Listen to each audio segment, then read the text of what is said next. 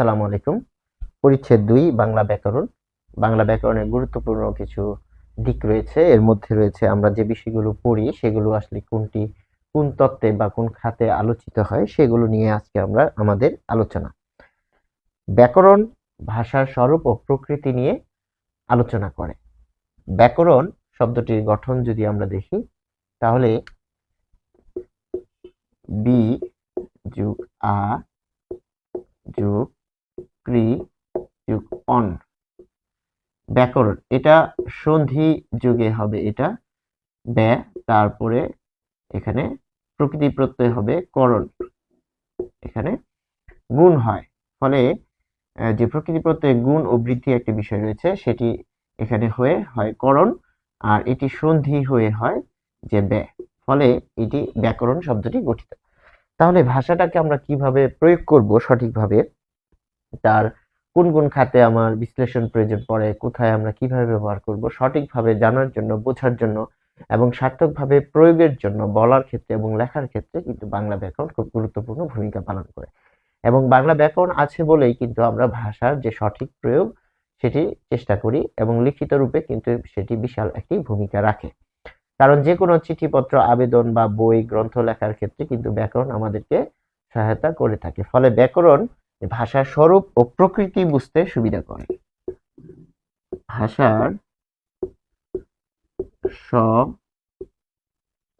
ভাষার স্বরূপ ও প্রকৃতি বিশ্লেষণে সহায়তা করে। এটি হচ্ছে ব্যাকরণের অন্যতম গুরুত্বপূর্ণ কাজ। তাহলে বাংলা ব্যাকরণ যে রয়েছে তার একটি কিন্তু হিস্ট্রি রয়েছে। হঠাৎ করে কিন্তু ব্যাকরণটা আসেনি। ফলে ব্যাকরণটা কোথা থেকে আসলো আমরা এখানে বলে রাখি যে বাংলা সাহিত্যে প্রাচীনতম যুগ, তারপর মধ্যযুগ এবং আধুনিক যুগ, তিনটি যুগ রয়েছে। এবং এই যুগের ক্ষেত্রে যখন মধ্যযুগের শেষ পর্যায়ে এবং অষ্টাদশ শতাব্দীতে, যখন আধুনিক যুগের শুরুতে বাংলা গদ্য, যখন ব্রিটিশরা এই দেশে এসেছিল এবং তারা পুরোপুরি এই দেশের যে কার্যক্ষমতা নিয়ন্ত্রণ করছিল, তখন যে ভাষার যে লিখিত রূপ সেটির খুব প্রয়োজন পড়ে। কারণ আপনারা জানেন যে মানুষ যখন যে ফাংশন করতে যায়, আইন আদালত, লেখাপড়া সবকিছুর ক্ষেত্রে লিখিত ভাষার একটি প্রভাব রয়ে যায়। মধ্যযুগে কিন্তু সবকিছুই ছিল কবিতা নির্ভর, অর্থাৎ কাব্যের ভাষায় লেখা হতো। ফলে লেখার যে রূপ, সেই রূপ যখন গঠিত হয়, তৈরি হয়, তখন আমরা দেখতে পাচ্ছি 1800 সালে কলকাতায় ফোর্ট উইলিয়াম কলেজ প্রতিষ্ঠিত হয়। ফোর্ট উইলিয়াম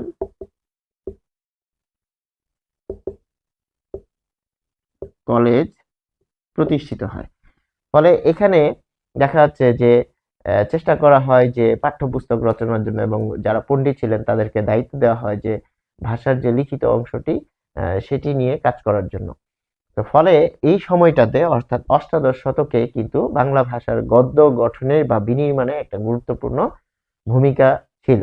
এবং এই সময় কিন্তু দেখা যাচ্ছে যে ইংরেজরা এবং অন্যান্য ইউরোপিয়ানরা কিন্তু এই বিষয়গুলো নিয়ে কাজ করেছে।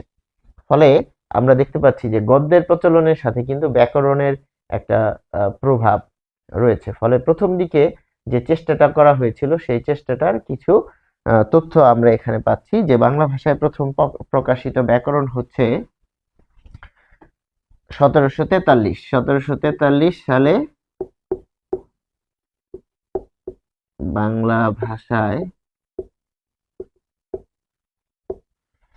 ভাষায় প্রথম ব্যাকরণ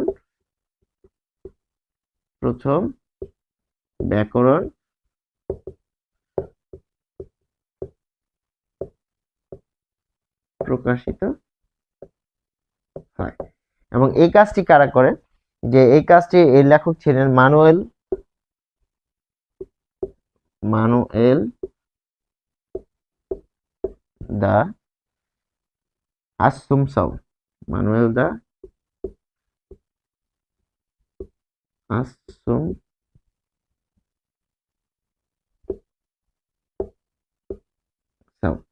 তার মানে এটি একটা তথ্য পরীক্ষায় আসার মতো যে 1743 সালে বাংলা ভাষায় প্রথম ব্যাকরণ প্রকাশিত হয় এবং মানুয়েল দা আসুমসাও তার লেখক ছিলেন এবং তিনি বাংলা পর্তুগিজ অভিধানের ভূমিকা অংশ হিসেবে এটি রচনা করেন। তাহলে খেয়াল করতে হবে, বাংলা এবং পর্তুগিজ, পর্তুগালের অধিবাসীদের বলা হয় পর্তুগিজ, বাংলা পর্তুগিজ,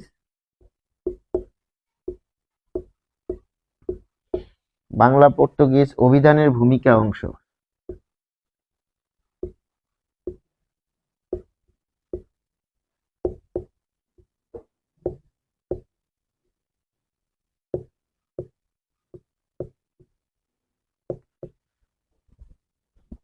হিসেবে এটি রচনা করেন। এরপর 1778 সালে, দেখুন 1743 পরে 1778, এটি খুব গুরুত্বপূর্ণ একটি সাল। 1778 সালে প্রকাশিত হয় নাথানিয়েল ব্রাসি হেলহেড, তার মানে পূর্ণাঙ্গ ব্যাকরণ। এই সময়ে পূর্ণাঙ্গ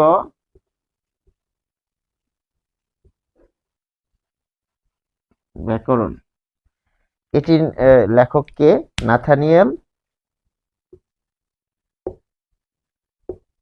Nathaniel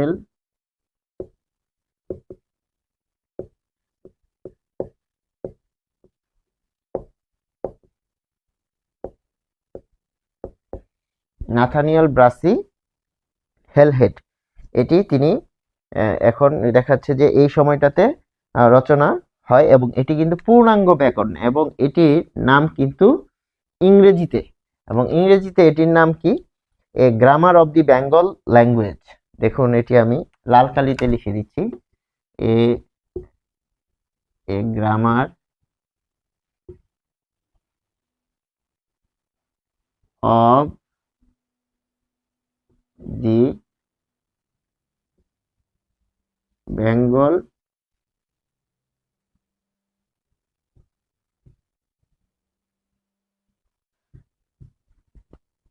grammar of the Bengal language. ফলে এটি কিন্তু খুব গুরুত্বপূর্ণ একটি তথ্য এবং এটি কিন্তু পরীক্ষায় আসার মতো, তাহলে grammar of the Bengali language. ফলে এই যে তথ্যটি, এটি একটি, তাহলে বাংলা ভাষায় প্রথম যে প্রশ্নটি আসে যে এখানে যদি বলে বাংলা ভাষায় প্রথম পূর্ণাঙ্গ ব্যাকরণ কিন্তু ইংরেজিতে ছিল, তাহলে সেটি কি? ইংরেজিতে ছিল। বাংলা ভাষায় প্রথম বাংলা ব্যাকরণ গ্রন্থটি ইংরেজিতে ছিল এবং এটি 1778। আর এটি ছিল কি? ম্যানুয়াল দ্য অসুমসাওয়ের এই যে বিষয়টি ছিল, এটি ছিল প্রথম ব্যাকরণ অভিধানের ভূমিকা অংশ, অর্থাৎ একটি অভিধান, বাংলা পর্তুগিজ ভাষার একটা অভিধান বা ডিকশনারি। এই যে ডিকশনারি ছিল, সেই ডিকশনারির যে ভূমিকা অংশ সেটি ছিল ম্যানুয়াল দ্য অসুমসাওয়ের 1743 সালে। আর এখানে দেখা যাচ্ছে যে পূর্ণাঙ্গ ব্যাকরণ, তাহলে এই grammar of the Bengal language এটি 1778 সালে প্রকাশিত হয় এবং 1800, দেখুন আমি কিছুক্ষণ আগেই বলেছিলাম যে 1800 সালে ফোর্ট উইলিয়াম কলেজ প্রতিষ্ঠিত হয় এবং ফোর্ট উইলিয়াম কলেজের যে পণ্ডিত যারা ছিলেন এর মধ্যে ছিলেন উইলিয়াম ক্যারি, মৃত্যুঞ্জয়, বিদ্যালঙ্কার, এরকম অনেকেই ছিলেন। তো উইলিয়াম ক্যারির নামটা ইতিহাসে খুব গুরুত্বপূর্ণ অবস্থায় আছে এবং এক্ষেত্রে তিনি 1801 সালে এবং 1826 সালে, তাহলে 1801, এটি হচ্ছে উইলিয়াম ক্যারি,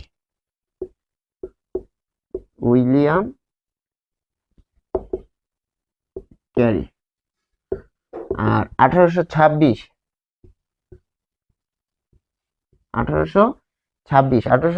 সালে রাজা রামমোহন রায়, তাহলে রাজা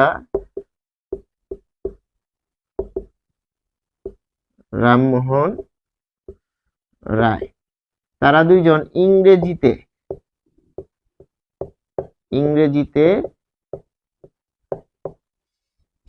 কি করেন? আরো দুটি উল্লেখযোগ্য বাংলা ব্যাকরণ রচনা করেন। তাহলে সালগুলো খেয়াল করুন, সালগুলো হচ্ছে 1778 ইংরেজিতে বইটা বের হয় প্রথম। তাহলে এটা তৈরি করেন, এটি রচনা করেন কে? যে Nathaniel Brassey Halhed, A grammar of the Bengali language, এটা হচ্ছে 1778। 1778 পরে দেখুন এই যে সালের ধারাবাহিকতা, 1801, এরপর হচ্ছে 1826 রাজা রামমোহন রায় ইংরেজিতে লেখেন। এরপর 1833 সালে প্রকাশিত বাংলা ভাষা, এটি খুব ইম্পর্টেন্ট, 1833 সালে, এটি একবারে 3 স্টার দিয়ে রাখি। 1833 সালে রাজা রামমোহন রায়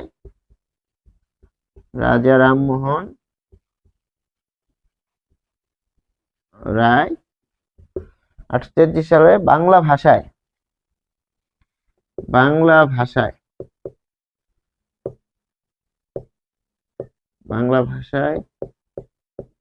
প্রথম পূর্ণাঙ্গ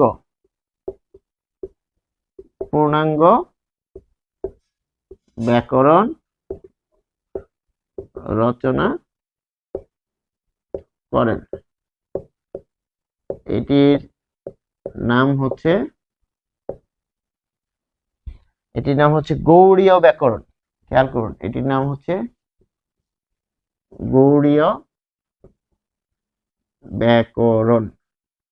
এই হচ্ছে মোটামুটি ব্যাকরণ বই এর যে ইতিহাস, সেটি খুব সংক্ষেপে এখানে আলোচনা করা হয়েছে। তাহলে প্রথমত আমরা পাচ্ছি 1778 সালে Nathaniel Brassey Halhed a grammar of the Bengal language এটি রচনা করেন। এরপর আরো দুটি বই, একটি হচ্ছে 1801 সালে এবং 1826 সালে। তাহলে 1801 সালে উইলিয়াম ক্যারি এবং 1826 সালে রাজা রামমোহন রায় রচনা করেন। এই দুইটা ছিল ইংরেজিতে বই, কিন্তু এটির নাম নাই। আচ্ছা, ঠিক আছে।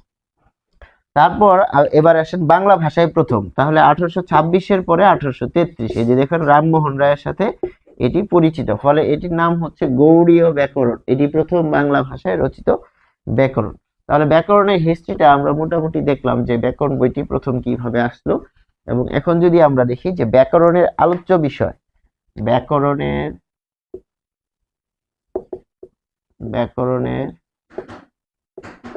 আলোচ্য বিষয়, ব্যাকরণের আলোচ্য বিষয় কিরকম, আমরা একটা চিত্র আঁকবো। দেখুন, এই চিত্রটার দিকে খেয়াল করুন। এই চিত্রটা কি বলছে?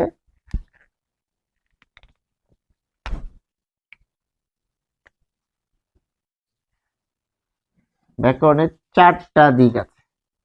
একটা হচ্ছে ধ্বনিতত্ত্ব,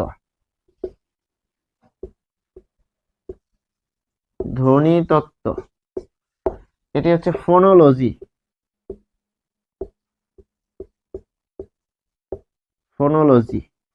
এই ফোনোলজি আলাদা একটা সাবজেক্ট। আমাদের যেরকম বাংলা একটা সাবজেক্ট এবং বাংলা এটা বিশ্ববিদ্যালয়গুলোতে পড়ানো হয়, তাহলে ধ্বনিতত্ত্ব একটা আলাদা সাবজেক্ট। এটি বাংলাদেশে পড়ানো হয় না আলাদা করে, এটি অনার্স পড়ানো হয় না। কিন্তু যারা বাংলা পড়ে এবং ইংরেজি পড়ে তাদের কিন্তু এই সাবজেক্ট একটা কোর্স হিসেবে পড়তে হয়। এরপর আসুন, এই যে ফোনোলজি বা ধ্বনিতত্ত্ব, এর নাম দেখেই বোঝা যাচ্ছে ধ্বনি। তাহলে ধ্বনি কি করে আমরা দেখছি, ধ্বনির কি কি বিষয় রয়েছে? ধ্বনির উচ্চারণ, তারপরে হচ্ছে কোনটা বিন্যাস, তারপর কোনটা কোথায় আসবে, বাকযন্ত্র কি, বাক মানে কথা, বাক মানে কথা, এবং বাকযন্ত্র মানে কি, এই যে আমার যে বডির উপরের অংশগুলো, বিভিন্ন প্রত্যঙ্গ, দাঁত, তারপর ঠোঁট, তারপর নাসিকা গহ্বর, গলনালী, জিহ্বা, দন্তমূল, এই সব কিছু মিলে বাকযন্ত্র। এই সম্পর্কিত যাবতীয় আলোচনা ধ্বনিতত্ত্বের মধ্যে হয়। তারপর আসে যে উচ্চারণ। দেখুন, এগুলা সবকিছু যেগুলো কথার সাথে জড়িত সবকিছুই হচ্ছে ধ্বনিতত্ত্বের আলোচ্য বিষয়, এবং এটি কিন্তু একটা সাবজেক্ট, গুরুত্বপূর্ণ একটা সাবজেক্ট, বিশ্বের বিভিন্ন বিশ্ববিদ্যালয়ে পড়ানো হয়।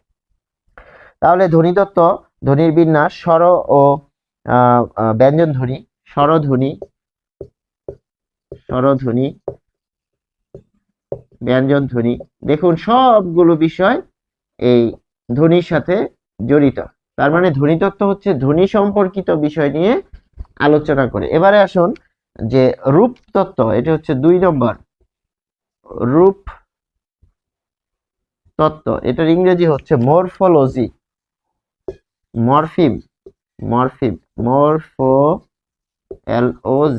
মরফোলজি, রূপতত্ত্ব। এটিও আলাদা একটা সাবজেক্ট, তো এটিও কিন্তু অনার্স পড়ানো হয় বিশ্বের বিভিন্ন দেশের বিশ্ববিদ্যালয়।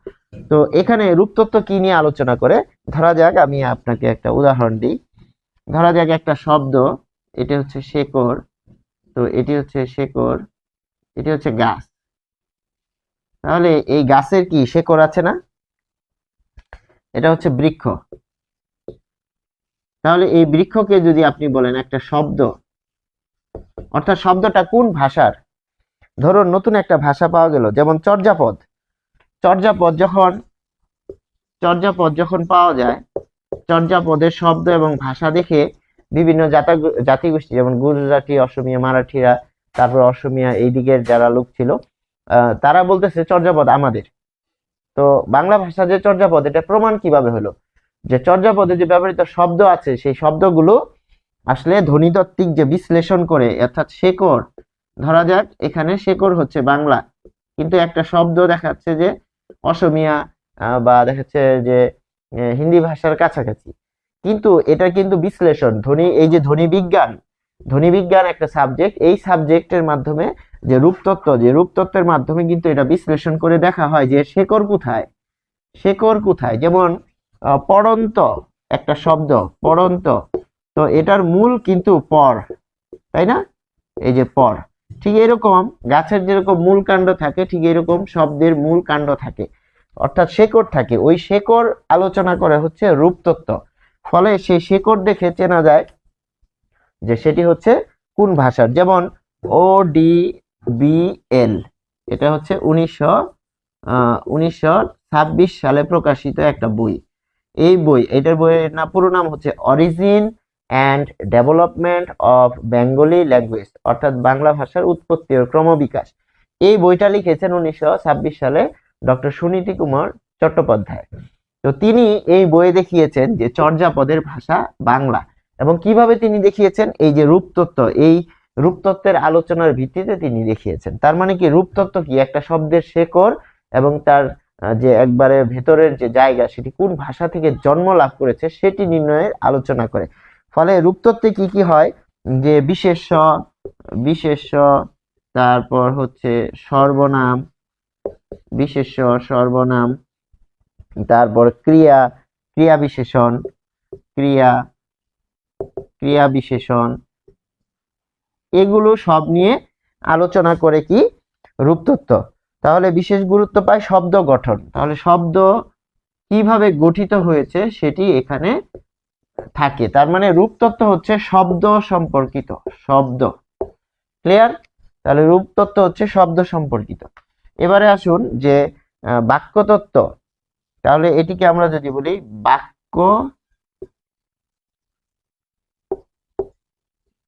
বাক্যতত্ত্ব, এটা কি বলে? সিনট্যাক্স। এটা ইংরেজি হচ্ছে, এটা একটা সাবজেক্ট, সিনট্যাক্স।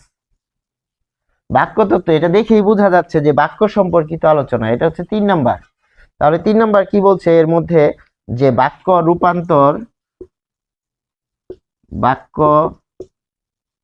রূপান্তর, যেমন সরল, জটিল, যৌগিক।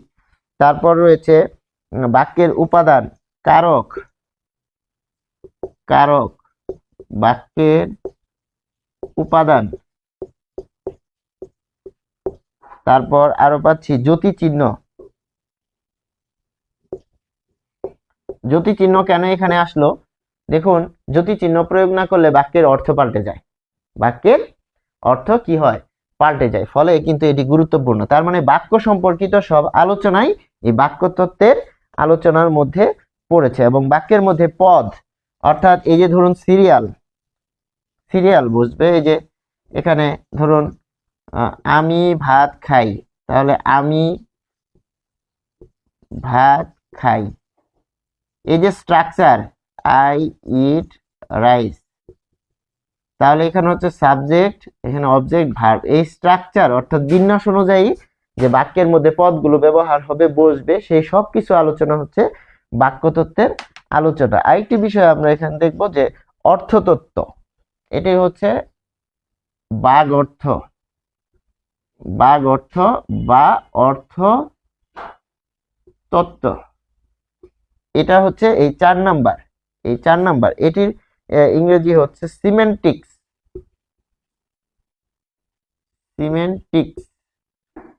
এই সিমেন্টিক্স অংশ, এই সাবজেক্ট কি আলোচনা করে, যে শব্দ, বর্গ ও বাক্যের অর্থ, অর্থাৎ এদের দেখুন নাম কি, নামই তো অর্থতত্ত্ব, এই যে অর্থতত্ত্ব।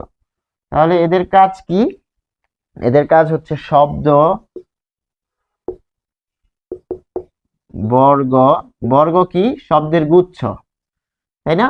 শব্দ হচ্ছে একটা, আর শব্দ, আর বর্গ কি ধরেন সেট, যেমন in front of, in front of সবগুলোই তো আলাদা প্রিপজিশন, কিন্তু একসাথে কি এটা একটা সেট, ফ্রেজ। তার মানে বর্গ হচ্ছে ফ্রেজ, বাক্যের বর্গ, যেমন বিশেষ্য বর্গ আছে, বিশেষণ বর্গ আছে, তারপর রয়েছে ক্রিয়া বিশেষণ বর্গ আছে, অর্থাৎ একটা সেট, কয়েকটা শব্দের সমষ্টি মিলে একটা বর্গ হয়। তারপরে কি বর্গ এবং বাক্যের অর্থ নিয়ে আলোচনা করে। তাহলে এখানে কি বাক্যের অর্থ নিয়ে আলোচনা করে, অর্থাৎ অর্থ সম্পর্কিত যত আলোচনা আছে সেটা হচ্ছে এখানকার আলোচনা। ফলে বিষয়টা ক্লিয়ার হয়ে যাচ্ছে। আমরা বুঝতে পারছি যে চারটা বিষয় রয়েছে ব্যাকরণের আলোচ্য বিষয়, কয়টি? চারটি, এবং এই চারটির মধ্যে ধ্বনি তত্ত্ব হচ্ছে ধ্বনি সম্পর্কিত সব আলোচনা, এবং ধ্বনির বাকযন্ত্র, উচ্চারণ, ধ্বনির বিন্যাস, সবকিছু, অর্থাৎ গলার স্বর সম্পর্কিত স্বরধ্বনি, ব্যঞ্জনধ্বনি, স্বরবর্ণ, ব্যঞ্জনবর্ণ, সবকিছু হচ্ছে তার উচ্চারণ স্থান, সবকিছু হচ্ছে ধ্বনি বিজ্ঞান বা ধ্বনি তত্ত্বের আলোচ্য বিষয়। এটা একটা সাবজেক্ট, ইংরেজি নাম হচ্ছে ফনোলজি। এরপর রূপতত্ত্ব কি? রূপতত্ত্ব হচ্ছে তার শেকড় কোথায়, এই যে গাছ, অর্থাৎ আপনি যে গাছটা দেখতেছেন, যেমন পড়ন্ত, পড়ন্ত একটা শব্দ, এটা একটা গাছ, এর শেকড় কি? সেই শেকড়টা হচ্ছে কোথায় রয়েছে, সেটি রূপতত্ত্ব। আর বাক্যতত্ত্ব হচ্ছে বাক্য রূপান্তর, কারক, বাক্য নিয়ে আলোচনা করবে। আর অর্থতত্ত্ব অর্থ নিয়ে আলোচনা করবে। আশা করি বুঝতে পেরেছি। সবাইকে ধন্যবাদ। সালাম আলাইকুম।